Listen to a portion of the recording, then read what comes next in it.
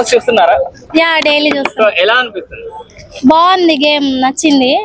చాలా ఫైర్ గా ఉంది బిగ్ బాస్.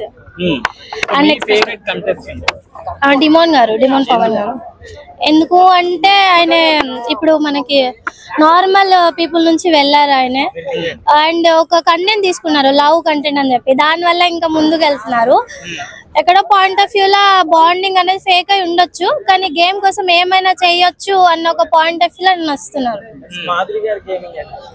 మాధురి గారు గేమ్ చాలా బాగా ఆడుతున్నారు, కానీ ఆ వాయిస్, తన టోన్ ఏదైతే ఉందో దాని వల్ల ఆవిడెక్కడో వెనుకబడిపోతున్నారు, నెగిటివ్ అయిపోతున్నారు జనాల్లో అనిపిస్తుంది. మీరు మరి మైక్ ఇంత ముందుకు పెడితే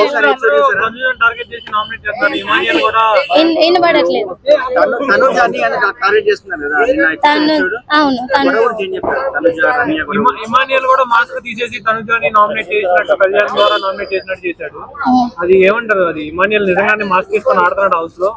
ఇమాన్యుల్ ఇన్ని డేస్ కొంచెం సేఫ్ గా ఆడిండు. ఇప్పుడు ఆ సేఫ్ జోన్ నుంచి బయటికి రావాలనుకుంటున్నాడు, అందుకే కొంచెం ఫైర్ గా ఆడుతున్నాడు.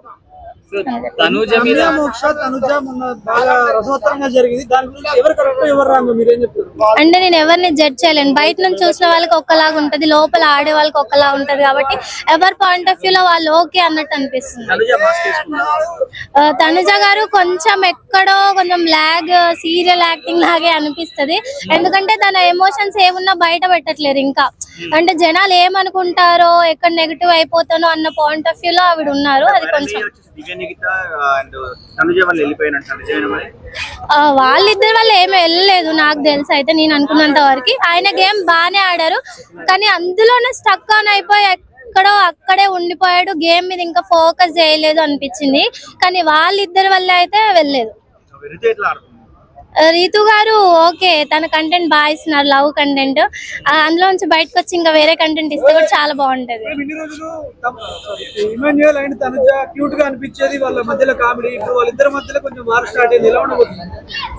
వారు స్టార్ట్ అయింది, ఇంకా ముందు ముందు పెరుగుతుందేమో అనుకుంటున్నాం. దీవాలి కదా, కొంచెం ఫైర్ రావాలి కదా, అందుకే మేబీ అయి ఉండొచ్చు. రమ్య గారు ఎలా అంటే సైలెంట్ కిల్లర్ లాగా అనమాట, పెట్టే దగ్గర పెట్టేస్తున్నారు, ఆ ఫైర్ అంతా బయటకు వస్తుంది అంతే. నాకు తనుజ గారు అనిపించారు. ఎందుకంటే ఇప్పుడు ఇమాన్యుల్ ఇన్ని డేస్ ఒకలాగా ఉన్నారు, ఇప్పుడు ఒకలాగా ఉన్నారు, కానీ ముందు నుంచి కూడా తనుజ ఇప్పుడు ఒకటేలాగా ఉంది కాబట్టి.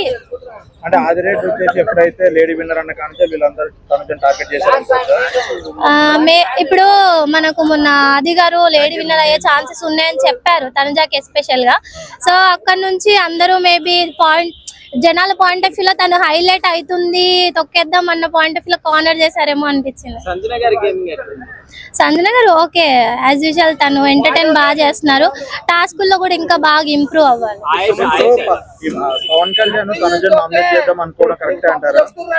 కరెక్ట్ అయి ఉండొచ్చు, ఎందుకంటే ఎవరి ఇండివిజువల్ గేమ్ వాళ్ళది కదా.